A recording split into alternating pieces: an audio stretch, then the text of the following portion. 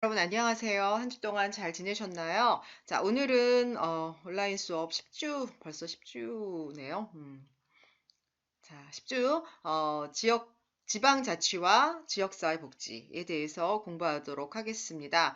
자, 오늘은 이제 책을 교재로 나가면은 두 챕터가 오늘 수업 내용이에요. 하나는 8장 지방자치와 지역사회복지. 그 다음에 9장 지역사회 복지계획. 자, 이게 지금 제가 가지고 있는 책이 실은 이게 한 몇 년 된 책이라 지역사회 복지계획이라고 나와 있고 아마 여러분들이 2018년도에 만약 그러니까 올해 출판된 책이라고 하면 지역사회 보장계획이라고 되어 있을 거예요. 그러니까 예전 교재는 지역사회 복지 계획이라는 용어로 쓰는데요. 용어를 좀 바꿨어요. 그래서 지역사회 보장 계획으로 지금은 용어가 변경되어서 사용되고 있습니다. 자, 어쨌거나 둘 다 같은 말입니다. 그래서 오늘은 이제 두 가지 내용을 나갑니다. 두 가지 내용이 서로 떨어져 있는 내용이 아니라 기본적으로 지역사회 복지 계획을 수립한다라고 하는 거. 이것은 지역사회의 복지 욕구를 조사해서 그거를 기반으로 지역사회 내 문제나 욕구를 해결하기 위한 계획 수립이에요. 그러기 위해서는 지역이라고 하는 그러니까 뭔가 이제 그 복지를 계획하고 그다음에 그런 재정적인 지원과 행정적인 어떤 업무 능력과 이런 모든 것들을 포괄할 수 있는 지역의 능력이 있어야 되는 거죠. 그래서 그게 바로 지방자치예요. 그래서 지방자치 시대가 우리는 지금 열려진 거잖아요. 그 상황 속에서 지역 복지 문제를 해결하기 위한 노력. 그게 지역 복지 계획이에요. 또는 지역사회 보장 계획이라고 할 수 있습니다. 그래서 이 두 챕터가 서로 떨어져 있는 게 아니라 기본적으로 8장의 내용을 기반으로 하여서 이제 좀 더 구체적으로 지역사회 보장 계획 수립, 어떤 단계를 또 거쳐서 이루어지는지 그게 왜 중요한지에 대해서 살펴보는 것입니다. 자, 그래서 우선 8장 지방자치와 지역사회 복지에 대해서 수업하도록 하겠습니다. 자, 요즘 우리나라 너무 지금 힘든 상황이잖아요. 그래서 제가 항상 이제 이런 걸 많이 안 쓰려고는 하는데 그래도 좀 생각이 나서 썼습니다. 그래서 힘내자 대한민국 여러분들도 모두 힘내시기 바랍니다. 자, 8장의 내용, 아이고, 죄송합니다. 8장의 내용은 지방자치와 지역사회 복지예요. 그래서 지방자치가 무엇이고, 그 지방자치가 갖고 있는 그런 의미가, 사회복지, 특히 지역사회복지에 미치는 영향이 어떤 거고, 뭐, 긍정적인 영향, 부정적인 영향, 그 다음에 또 우리가 해결해 나가야 할 그런 것들은 어떤 것이 있는지에 대해서 살펴보도록 하고요. 그 다음에 9장의 내용은 지역사회 복지계획, 지금은 지역사회 보장계획으로 용어가 변경되었다라고 하는 거예요. 자, 지방자치라는 말 자체는 되게 이제 정치적 또는 행정적 그런 의미예요. 여기 지금 보면은 제가 이 그림을 여기다 이제 넣으면서, 지방자치 민주주의라고 되어 있어요. 실은 이 지방자치라고 하는 것이, 지방의 주민들의 선거에 의해서 뽑아진 대표자들이 지역의 사무를 이끌어 나가는 것이 지방자치거든요. 그렇기 때문에 어찌 보면 여러분들 왜 풀뿌리 민주주의 이런 것들도 많이 들어보셨을 거예요. 지역사회를 이끌고 있는 그런 여러 가지 이런 작은 풀뿌리들이 하나의 커다란 이런 나무를 만들기 위한 그런 점진적인 과정, 이것이 이제 지방자치다 또는 지역 복지다. 우리 계속 이렇게 의미를 되살리면서 공부를 했잖아요. 그래서 이것이 조금 연관이 있는 것 같아서 제가 이제 그림을 이렇게 넣어봤습니다. 자, 첫 번째, 지방자치의 개념이 뭐냐? 교재에 이렇게 나와 있어요. 첫 번째, 요 내용이, 요 줄이. 근데 뭐, 그러니까, 요 쓰신 분이 아마 굉장히 이제 쉼표 없이 쓰시느라고 그렇게 쓰신 것 같은데, 그래도 한번 읽어보도록 하겠습니다. 지방자치라고 하는 거는 일정한 지역을 기초로 하는 지방자치단체가, 우리 흔히 여러분들 지방자치단체라는 말 많이 들어보셨잖아요. 그게 이제 지역정부, 지방정부라고 일컫는 거예요. 지방자치단체가 그 구성원인 지방자치단체를 구성하고 있는 지역 주민이잖아요. 지역 주민의 직접적인 또는 간접적인 그런 자유로운 의사에 따라 직접적으로 의사표현을 하기도 하고 또는 어떠한 통로를 거쳐서 간접적으로 의사표현을 하기도 하죠. 그거에 따라서 지방자치단체가 갖고 있는 권한, 그렇죠? 권한이 있잖아요. 어떤 정치적, 행정적 권한을 가지고 그 다음에 지역의 문제를 지역을 뭔가 조금 더 잘 살게끔 하게 하는 그런 책임을 가지고 있는 거예요. 지방정부라고 하는 것이. 그런 권한과 책임 아래 자신의 기관과 재원에 의하여 자신의 기관이라고 하면은 지방자치단체 공공기관을 의미하는 거죠. 그 다음에 지역에 갖고 있는 그런 재원, 그렇죠. 세금으로 보통 우리가 재원 확보를 하니까요.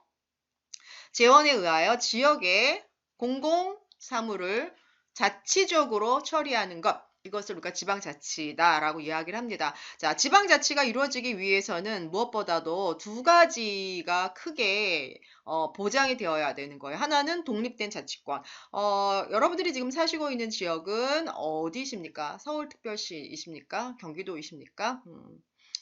저는 지금 경기도에 살고 있습니다. 그럼 경기도라고 하는 이 지역이 갖고 있는 독립된 자치권, 즉 중앙정부, 물론 이제 우리가 아무리 지방분권화, 지방자치제도가 시행된다 하더라도 기본적으로 커다란 지침이나 커다란 틀은 중앙정부에서 내려줘요. 하지만 그거에 대한 세부적인 것들을 시행하고 결정하는 거는 지방정부, 에서 지방의 자치단체에서 결정을 하고 좀 더 세부적인 것들을 시행해 나가고 있는 거죠. 그렇기 때문에 독립된 자치권이 무엇보다 필요합니다. 그 다음에 주민들의 적극적인 참여, 이런 것들을 기반으로 하여서 지방의 사무를 이끌어 나가는 제도, 이걸 우리가 지방자치다라고 이야기합니다. 그래서 여러분들이 이제 우리가 지방자치라는 걸 이해하기 위해서는 지방자치의 개념 지금도 죄송합니다. 자치의 개념과 그 다음에 지금 얘기했지만 지방 분권에 대한 개념과 주민자치 이런 개념들이 서로 굉장히 비슷하고 일맥상통하는 것들이죠, 실은. 하지만 이제 그런 거에 대한 개념을 조금 더 이해할 필요가 있습니다.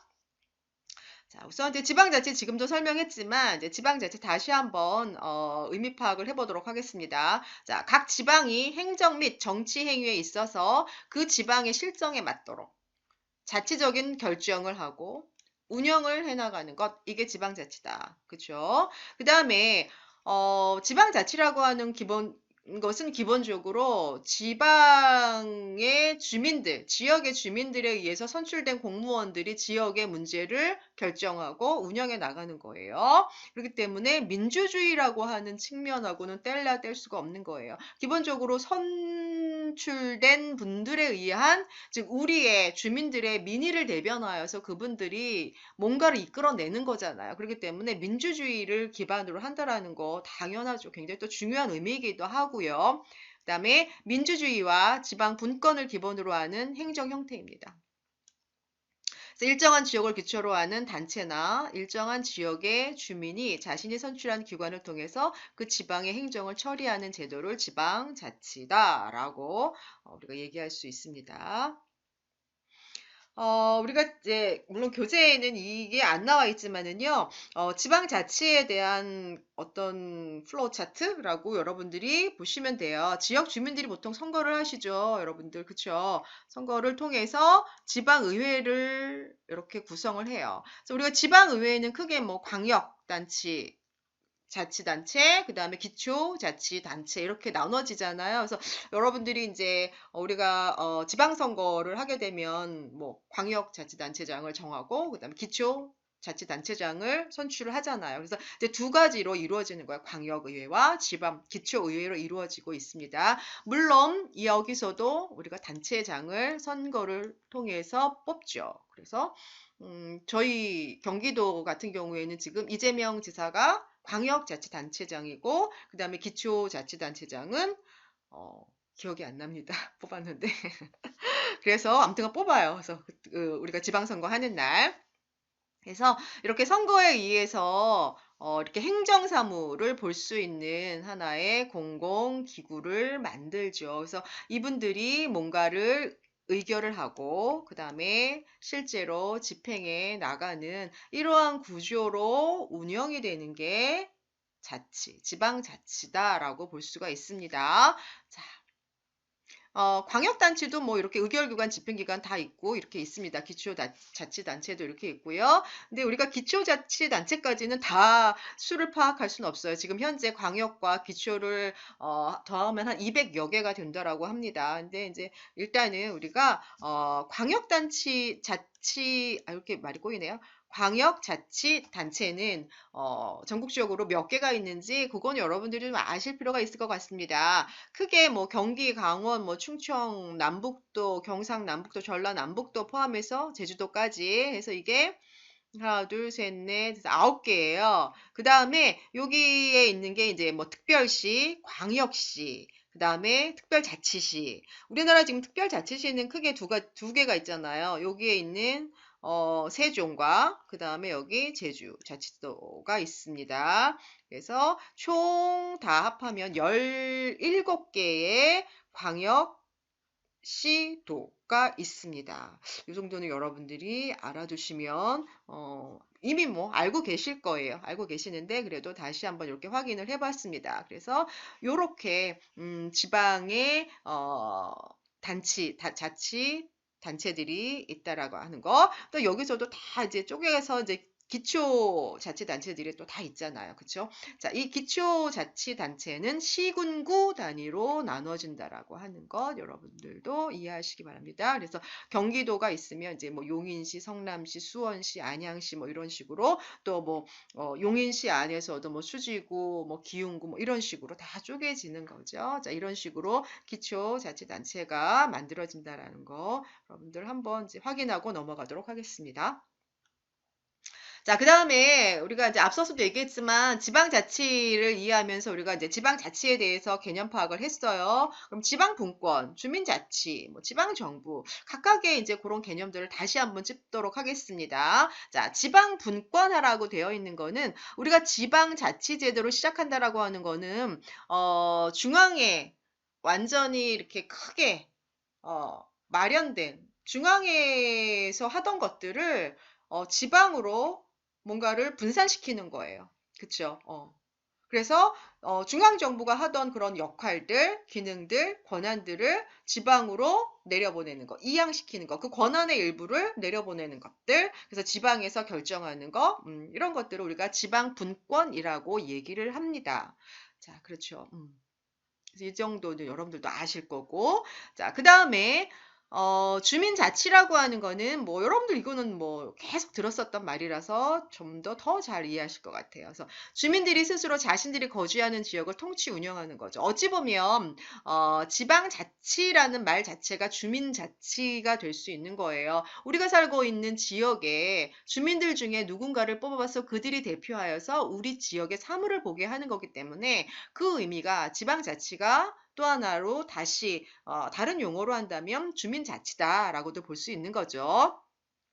그래서 시민에 의해서 선출된 분들이 우리 지역사회의 공공행정 사무를 처리하는 거죠. 그래서 권한을 그들에게 이양시켜주는 거, 배분시켜주는 이제 그러한 것을 우리가 주민자치다라고 이야기할 수 있습니다. 또 그것이 어떻게 보면은 그래서 주민에 의해서 선출된 분들이 그 지역의 사무를 운영해 나가는 거잖아요. 그렇게 운영할 수 있는 권한을 중앙에서 지방으로 이양시켜 줬기 때문에 또 가능한 거죠. 지방 분권화 됐기 때문에 가능하다라고 볼 수 있습니다. 자, 그 다음에 지역 정부라고 하는 거는 지역 수준의 정부다. 정부라고 하는 말은 뭡니까? 해당 지역사회를 통치하는 공공기관, 이걸 우리가 정부라고 얘기를 합니다. 그래서 중앙정부, 그 다음에 지방정부, 이렇게 얘기를 하죠. 자, 여기까지는 아주 기본적인 개념들을 짚어봤습니다. 이 지방자치의 날이 10월 29일이라네요. 네. 저도 몰랐습니다. 관심 가지고 이렇게 여러분들도 한번 10월 29일이 되면 우리 지역에 대한 관심을 조금 더 가져봐야겠다라는 이제 그런 마음들을 심어주기 위해서 제정한 날이라고 합니다. 그래서 여러분들도 우리 지역사회 복지론 배우시니까 이 정도는 알아주시면 좋겠네요. 자, 그 다음에 지방자치가 갖는 가치에 대해서 한번 살펴보도록 하겠습니다. 이 지방자치 제도는 정치적인 측면과 행정적인 측면에서 하면서 우리에게 어떤 것들을 줄 수 있는지, 자, 먼저 정치적인 측면에서 한번 보도록 하겠습니다.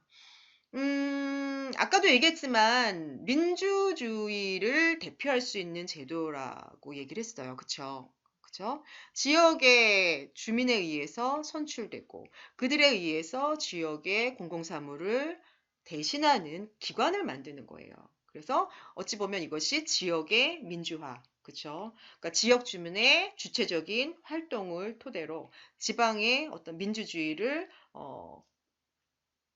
뿌리내리는 그런 아주 굉장히 기초적인 내용이다라고 볼 수 있어요. 그래서 지방 행정의 민주화다.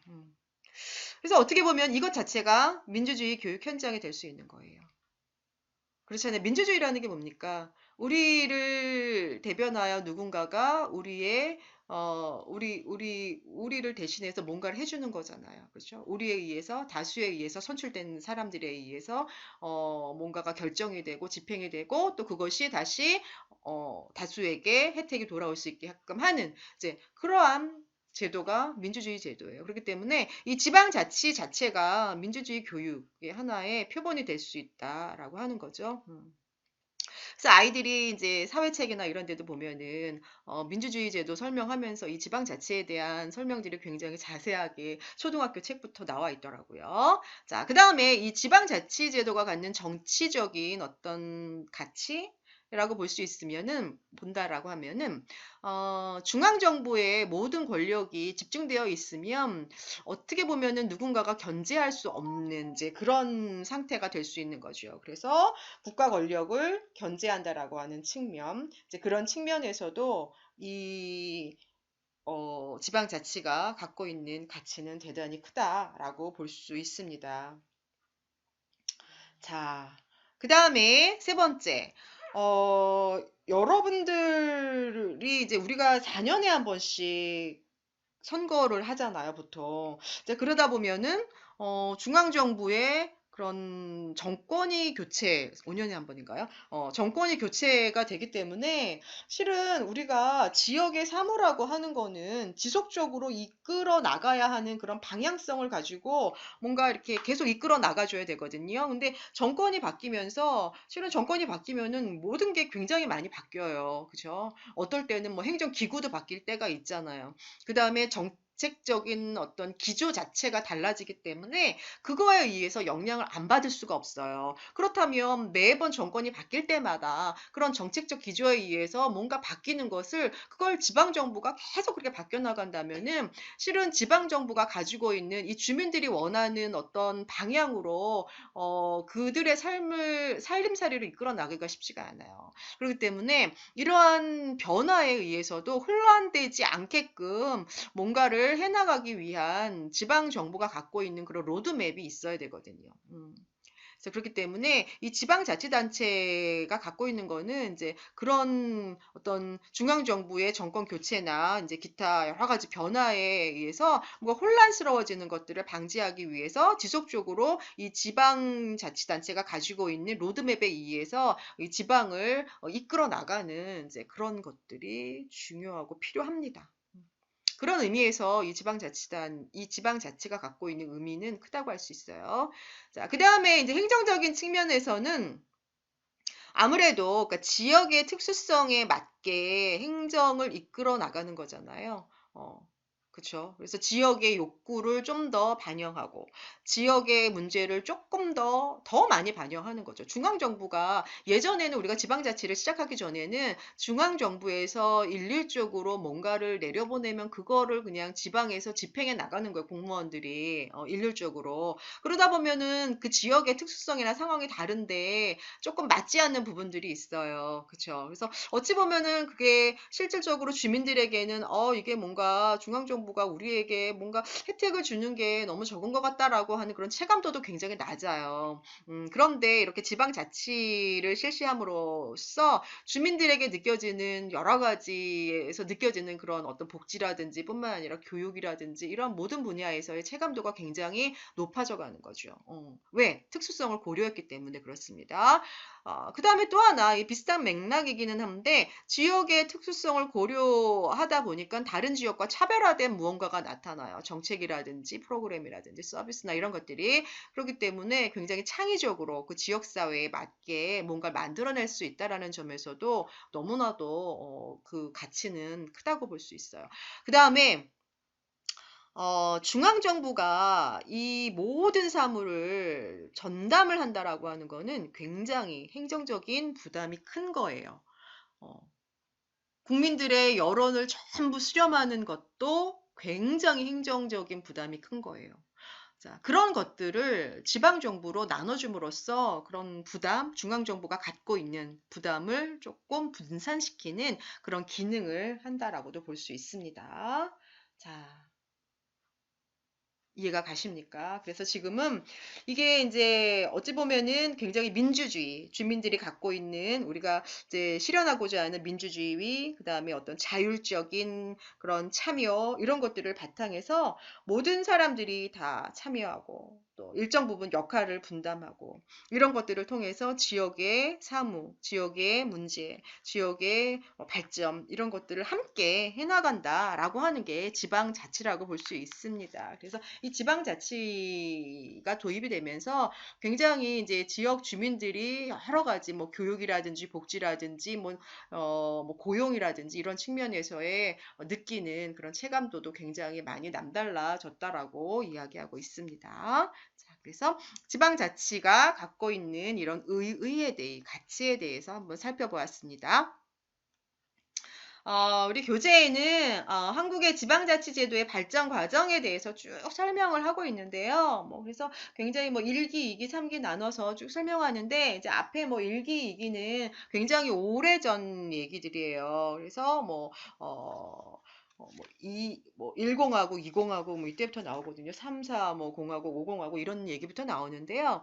실은 너무 옛날 얘기들은 글쎄 지금 딱히 도움이 되는 것 같지 않고요. 그리고 실제로 지방자치라고 하는 것들은 그렇게 오래전에는 그런 화두는 아니었어요.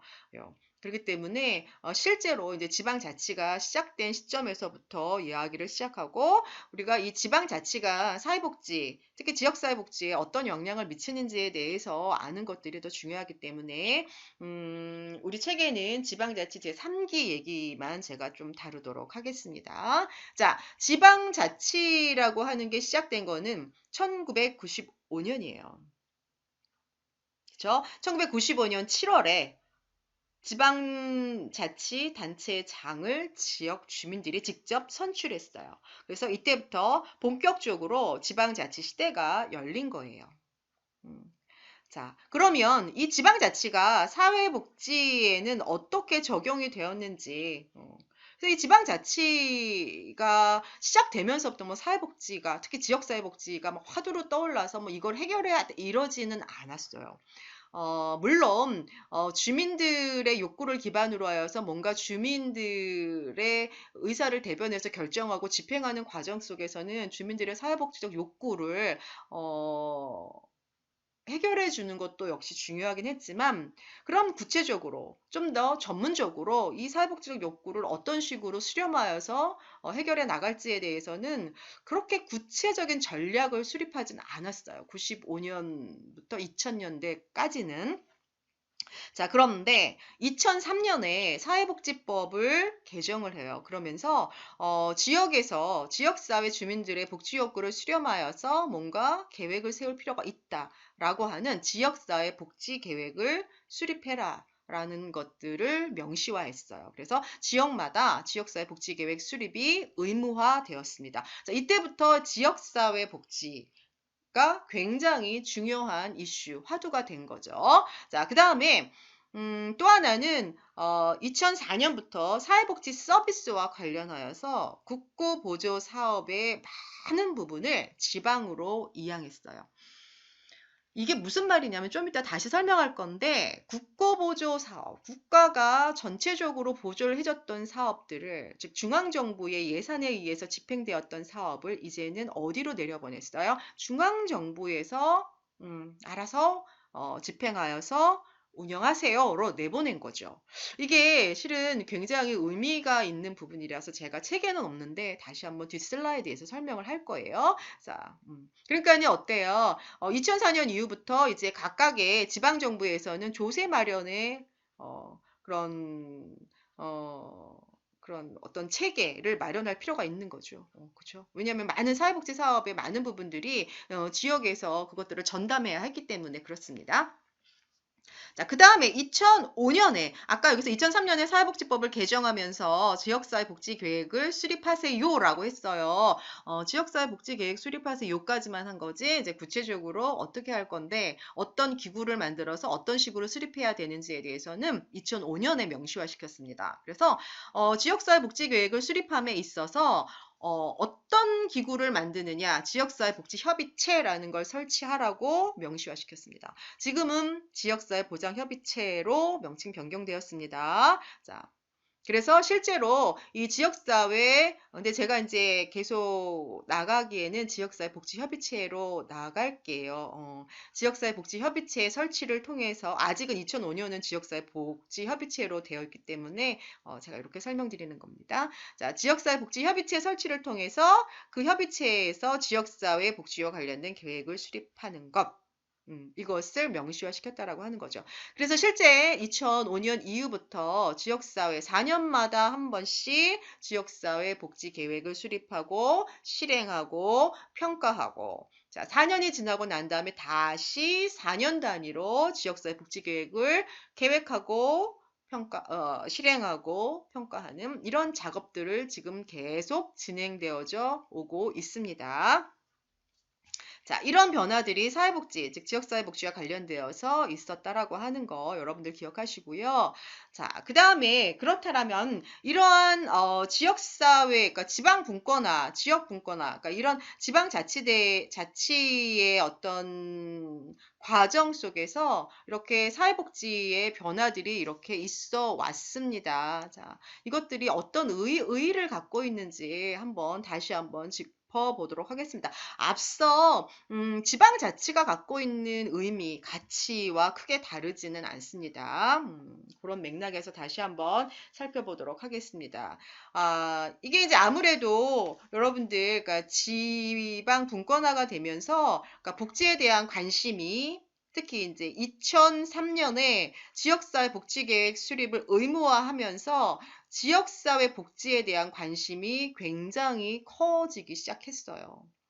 그리고 이것이 단순하게 그러니까 국가나 또는 지방 정부만이 할 수 있는 일이 아니잖아요. 복지라고 하는 것 자체가. 그래서 지역에 살고 있는 주민의 참여와 지역에 살고 있는 그러니까 우리가 지역에서 발굴할 수 있는 많은 민간 자원의 동원과 이런 것들을 특히 이제 풀뿌리라고 하는 그런 자원들 이런 것들을 이용해서 지역 내에서 복지 운동이 활발하게 진행이 되고 있는 거죠. 지역 내에서 움직이고 있는 이런 복지 운동이라고 하는 것은 이제 국가가 이렇게 해라, 중앙정부에서 이걸 하세요, 저세요가 아니라 지역에 자체적으로 자생적으로 움직여지는 내용들이에요. 그렇죠? 그렇기 때문에 국가가 굉장히 최소한도로 개입을 하면서 지역에서 이렇게 자생적으로 움직이는 지역사회 복지 운동이 굉장히 활발하게 일어났다라고 볼 수 있습니다.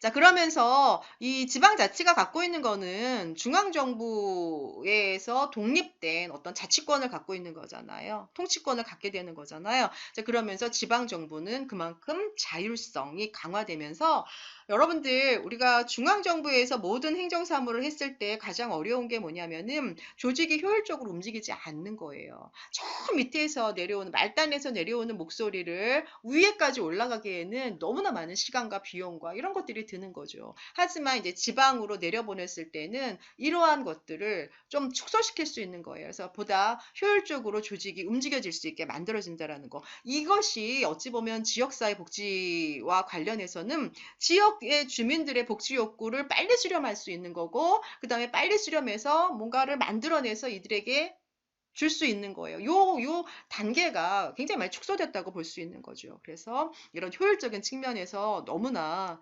긍정적인 그런 가치가 있다라고 볼 수 있습니다. 자, 그 다음에 지역 주민과 사회복지 대상자에 대한 접근성이 조금 더 보장된 거예요. 이게 여러분들 좀 전에 했던 말과 마찬가지예요. 우리가 많은 이제 지역에 살고 있는 많은 주민들이 자신들의 복지와 관련된 문제들을 지속적으로 누구에게 얘기를 해요. 그러면 그것들을 지방에서는 빨리빨리 각각의 만약 읍면동 차원에서 이 복지 욕구들이 빨리빨리 수렴이 되면 그거는 시군구로 다시 올라오고 시군구에서는 시도로 올라가죠. 근데 이것이 다 합쳐서 중앙정부까지 가면 이거 시간 너무 걸리거든요. 이게 행정이 축소가 되었다는 건 굉장히 효율적으로 움직일 수 있다는 거죠. 그것은 다시 말하면 뭐냐면 복지 대상자, 지역 주민에게 복지에 대한 체감도가 빨리빨리 다가갈 수 있게끔 만들어준 거예요. 그래서 체감도를 높이는 그런 접근성을 높이는 측면에서도 이 지방분권화, 지방자치가 지역사회 복지에 미치는 영향이 굉장히 크다고 할 수 있는 거예요. 뿐만 아니라 우리가 이제 지방자치나 지방분권화 다 같은 말이에요. 자, 이거를 통해서 우리가 지역의 특수성을 고려하여 지역에 맞는 창의적인 뭔가를 만들어낸다라고 앞서 얘기를 했잖아요. 그러다 보니까 지역사회 주민들의 복지 욕구를 해결하기 위한 뭔가를 만들어내는 전문가들의 전문성이 날로 높아질 수밖에 없는 거예요. 늘 중앙정부에서 이거 하세요라고 내려온 걸 그냥 그대로 하는 것보다는 주민들의 욕구를 기반으로 해서 프로그램이나 서비스를 만들어낸다라고 할 때 뭔가 창의적이고, 그 다음에 그러기 위해서는, 보다 전문적인 그런 능력들이 있어야지 이런 프로그램들을 자꾸자꾸 만들어낼 수 있는 겁니다. 그래서 사회복지에서의 전문성이 점점 강화되고 요구가 되고 있습니다.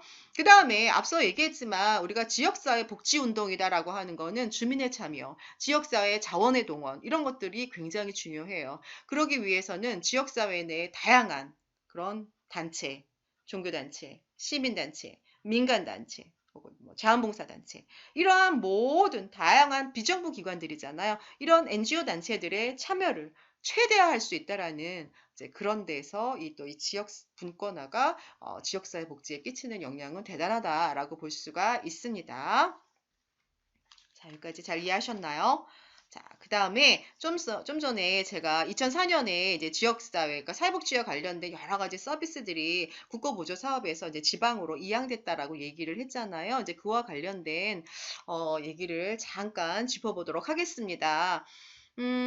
사회복지 관련 이제 국고보조 사업이 127개가 있는데 이 중에 71개는 여전히 이제 국고사업으로 유지를 하고 있고요. 나머지 67개의 사업은 지방으로 이양을 했어요.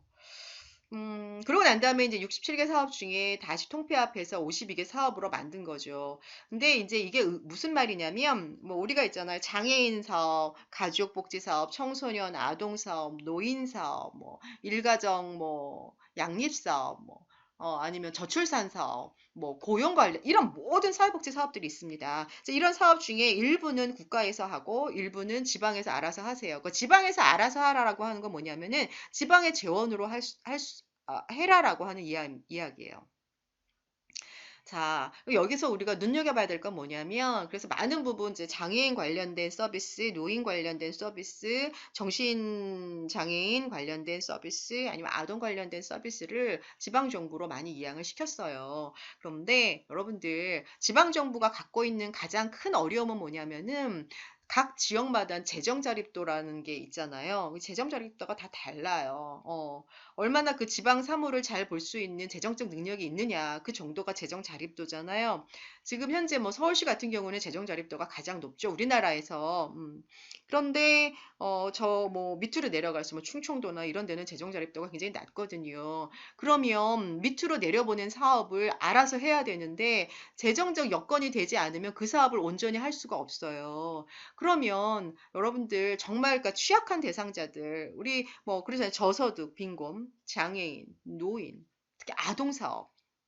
이런 사업을 각각의 지역의 권한으로 내려보내서 한다면 취약계층에 대한 보장, 그들의 어떤 생존권 보장이 실은 침해받을 우려가 굉장히 큽니다. 자, 이러한 목소리들이 이제 2004년 이후부터 계속 나온 거죠. 왜냐하면 실제로 운영을 해보니까 그런 재정적인 문제 때문에 취약계층에 대한 보호가 제대로 되지 않는 거예요. 그럼 이들은 생존권과 관련된 문제이거든요. 그래서 2015년에 장애인과 관련된 문제들, 그 다음에 노인과 관련된 여러 시설들, 그 다음에 정신요양시설이라든지 이런 일부 사업들을 중앙정부가 다시 환원을 했어요. 그래서 왜냐하면 중앙정부에 환원이 됐다라고 하는 거는 그들의 기본 생존권을 중앙정부가 보장해준다라는 거예요. 국가의 보장을 의미하는 거예요. 자, 그래서 근데 가장 문제는 뭐냐면 현재 아동복지 사업이 아직 중앙정부로 환원이 되지 않았어요. 그러니까 아동과 관련된 사업들이 실은 여러분들 지금 전반적인 일반 아동과 관련된 문제는 덜할 수 있지만 기본적으로 지금 취약계층의 아동들, 즉 보호 대상의 아동이라든지 아니면 지원 대상 아동들에 대한 사업들 일부들이 올라가지 않은 상태인 거죠. 자, 그랬을 때 마찬가지로 아동의 생존권, 아동의 기본적 권리 보장 이런 것들이 각각의 지역마다 다를 수 있다라고 하는 거예요. 그래서 이 문제가 지금 현재 이제 우리 아동복지 공부하는 사람들이잖아요. 그렇기 때문에 이 굉장히 목소리가 크고 있어요. 아동에 대한 기본 생존권과 그들의 권리 보장을 위해서 아동복지 사업이 국고로 다시 중앙정부로 다시 환원될 필요가 있다라는 그런 목소리들이 계속 나오고 있습니다. 여러분들 이 정도는 여러분들이 이해하고 계시면 좋을 것 같습니다.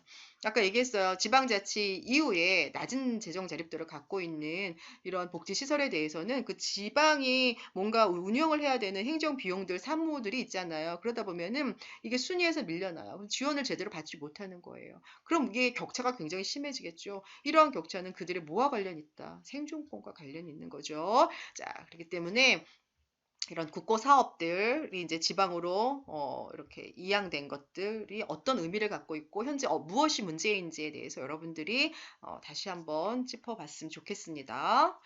자, 지방자치가 그럼 지역복지에 미치는 영향에 대해서 살펴보도록 하겠습니다. 굉장히 중요해요. 이제 시험에도 제가 내는 그러한 꼭지들입니다. 여러분들 좀 잘 학습해 주시면 좋겠어요. 자, 우선 이제 긍정적인 거 한번 살펴보도록 하겠어요. 긍정적인 거는 지방의 복지에 대한 책임의식이 강화됐다라고 하는 거죠. 그러면서 지역사회의 복지에 대해서 좀 더 불이 붙기 시작한 거예요. 지역사회 복지가 활성화되기 시작한 거죠. 앞서서도 얘기했지만 중앙정부가 온전히 그 모든 기능을 담당하고 있을 때는 지역의 특성 반영할 수 없어요. 그쵸. 그런데 이제 지방으로 그런 것들을 많이 권한을 이양시켰어요. 그러다 보니 지역의 특성에 고려한 지역의 주민들의 복지의 어떤 수요에 잘 부응할 수 있는 독자적인 복지 계획을 수립할 수 있는 거. 타 지역과 차별화된, 보다 창의적인, 그러면서 지역 어떤 그런 전문가들의 전문성이 점점 확보될 수 있는 이제 그러한 긍정적인 효과가 나타나고 있다라고 하는 게 가장 고무적이죠. 그 다음에 주민의 욕구에 부응하는 정책들이 만들어지고 있습니다. 앞서 내용과 다르지 않고요. 그것이 어찌 보면 주민의 실제 욕구를 기반으로 한 거예요. 중앙에서 내려보낸 것들은 이러이러한 사업을 할 땐 이거 하세요가 되는 건데 이러이러한 사업 중에 그 경중은 당신들의 지역의 욕구에 지역의 어떤 능력에 맞게 정하세요라고 하는 거죠. 그래서 어찌 보면 실제 욕구가 기반이 되어서 지역 복지가 이루어지고 있다라고 하는 거, 그 다음에 욕구에 즉각 대응한다라고 하는 거예요. 그렇죠? 그 다음에 그렇죠. 지방 정부 중심의 복지 행정이기 때문에 아까 얘기했잖아요. 이게 지방에서 올라와서 중앙까지 가는 거는 여러 가지 통로도 많고 굉장히 행정적인 통로가 복잡합니다만 지방 정부까지 가는 거는 그 통로가 굉장히 간소가 되었잖아요. 일단은 그렇죠. 그렇기 때문에 주민의 욕구에 즉각적으로 부응할 수 있고 그것이 또 실제 목소리이기도 하고 어떤 경우에는 주민들이 자발적으로 참여하는 이제 그러한 형태로 복지적인 이슈들이 계속 나타나는 거죠. 무엇보다 중요한 거는 양질의 서비스를 개발하고 있다라고 하는 거예요. 지방 분권화로 되면서 지역마다 지역의 특수성을 고려한 사회복지 제도를 정책이나 서비스, 뭐 이런 프로그램들을 만들어내요. 자, 그러다 보니까 천편일률적으로 중앙에서 내려보낸 서비스를 하는 게 아니라고 얘기했잖아요. 그러다 보니까 주민들의 욕구는 굉장히 다양해지고 있고요. 그 다양한 욕구를 커버하기 위해서는 전문가들이 자꾸 뭔가를 개발해내야 돼요. 그러다 보면 전문가들이 전문성을 계속 개발하지 않으면 주민들의 복지 욕구가 해결되지 않는 경우가 많겠죠. 그러니까 양질의 서비스들이 점점 개발되고 있다라고 볼 수 있어요. 있으면서 종사자들의 어떤 직무 능력도 개발될 뿐만 아니라 책임성도 강화되고 있어요. 그래서 점점 양질의 서비스들이 개발되고 있다라고 하는 게 너무나도 긍정적인 그런 측면이라고 볼 수가 있습니다.